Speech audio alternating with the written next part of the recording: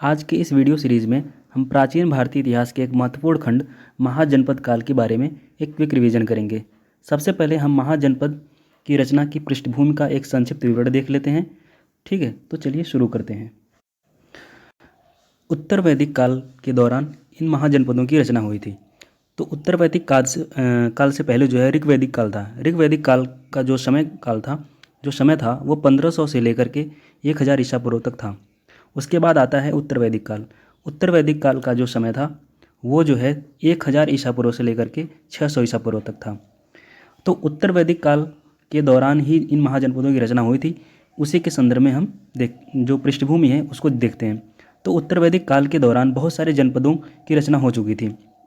ऐसे में इन सभी जनपदों की आपस में लड़ाइयाँ हुआ करती थीं। तो स्पष्ट है कि इनमें से किसी की हार हुई होगी और किसी एक की जीत हुई होगी। ठीक है, तो जो हारने वाला राजा होता था वो जीतने वाले राजा को ट्रिब्यूट देता था। देखिए, लेकिन यहाँ पे गौर करने की बात यह है कि जो जीतने वाला राजा होता था वो हारे हुए राजा की भूमि को अधिग्रहित नहीं करता, यानी उसका अधिग्रहण नहीं करता था। अब यहाँ पर इस बात को यानी इस कारण को जानना और समझना जरूरी है कि जीतने वाला जो राजा होता था वो हारने वाले राजा की भूमि को अधिग्रहित क्यों नहीं करता था। तो होता यह था कि जनपद में जितने भी लोग हैं वो अपनी भूमि पर उत्पादन करते थे और उससे जो भी धन प्राप्त होता था उसका एक हिस्सा टैक्स की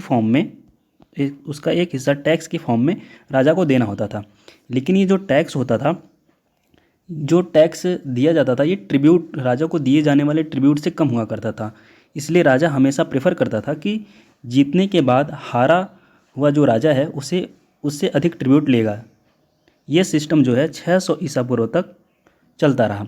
लेकिन इसके बाद के वर्षों में बहुत सारी टेक्नोलॉजिकल एडवांसमेंट इतनी तेज़ी से हुई कि जो आयरन टूल्स हैं उनका इस्तेमाल कृषि में भी बहुत तेज़ी से बढ़ने लगा। ठीक है, 6ठी शताब्दी ईसा पूर्व से यानी 600 ईसा पूर्व से पूर्वी उत्तर प्रदेश और पश्चिमी बिहार में जो है लोहे का व्यापक प्रयोग किया जाने लगा। अब इसके फलस्वरूप क्या हुआ, जो बड़े बड़े प्रादेशिक या जनपद राज्य थे उनके निर्माण में इनकी महत्वपूर्ण भूमिका हो गई। ठीक है, तो लोहे के उपकरण जो थे इनका योद्धा वर्ग भी काफ़ी प्रयोग करने लगा और खेती के नए औजारों के फलस्वरूप जो है इनका जब व्यापक प्रयोग किया जाने लगा तो खेती यानी जो अन्न का उत्पादन था उसमें काफ़ी तेज़ी से वृद्धि हुई। ठीक है, और व्यापक सैनिकों और प्रशासनिक प्रयोजनों में भी इनका उपयोग किया जाने लगा और अनाज के उत्पादन के साथ साथ में। ठीक है, और लोगों की जो प्रबल निष्ठा थी पहले के टाइम में वो जन या कबीले के प्रति होती थी, वही अब प्रतिस्थापित होकर के जनपद या महाजनपद के प्रति हो गई।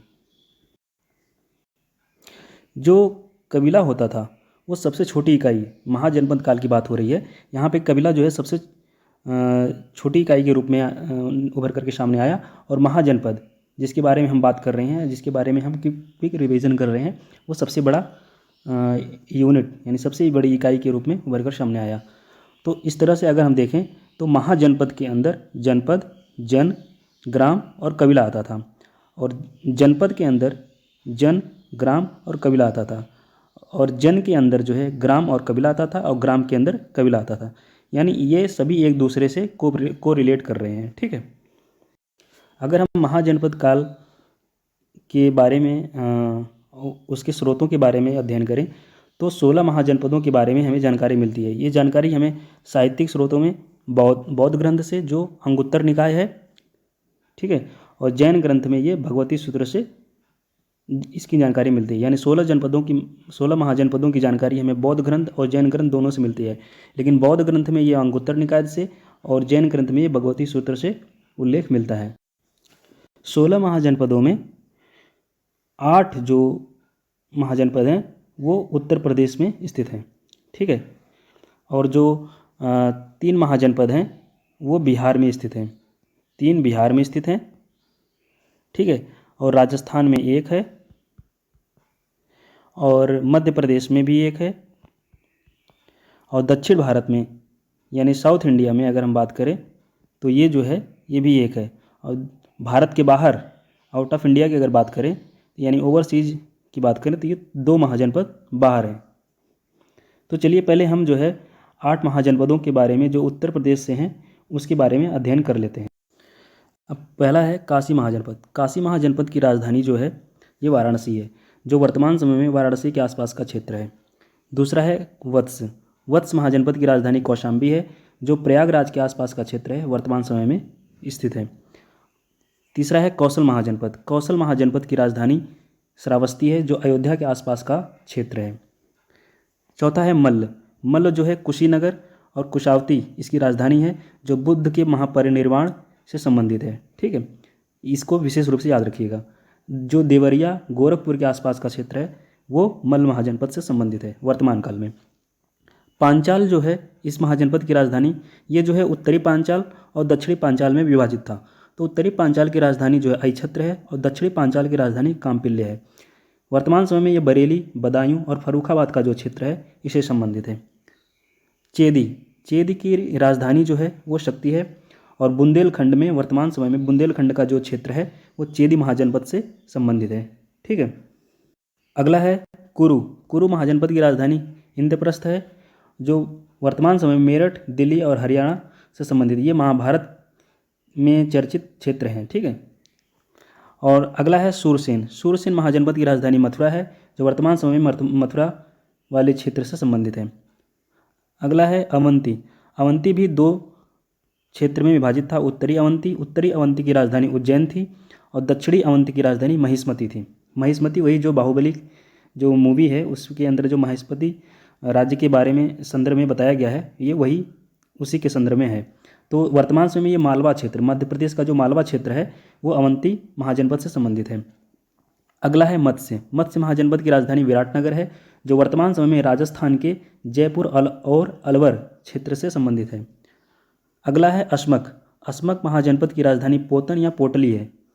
पोतन या पोटली है, जो वर्तमान समय में दक्षिण भारत का एकमात्र महाजनपद है। ये विशेष रूप से आप इसको ध्यान रखिएगा क्योंकि ये यहीं से सवाल ज़्यादा बनेगा और ये गोदावरी का जो क्षेत्र है उसी से संबंधित है। ठीक है, अब इन 16 महाजनपदों में 3 महाजनपद जो हैं ये बिहार से संबंधित है। ठीक है, तो पहला है मगध। मगध की राजधानी गिरिव्रत या राजगिरी है और ये वर्तमान समय में भागलपुर, मुंगेर इसके क्षेत्र हैं। ठीक है, ये सबसे शक्तिशाली महाजनपद के रूप में जाना जाता है, ये भी ध्यान रखिएगा।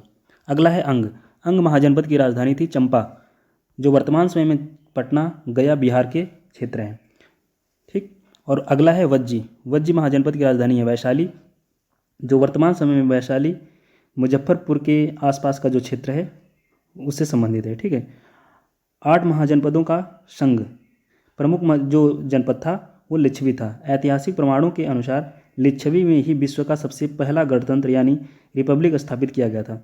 ये प्रमुख रूप से इसे आप ध्यान रखिएगा। ठीक है, भारत के बाहर जो 2 महाजनपद हैं उनमें है गांधार, जिसकी राजधानी थी तक्षशिला। वर्तमान समय में यह रावलपिंडी और पेशावर का क्षेत्र है, जो पाकिस्तान में वर्तमान में स्थित है।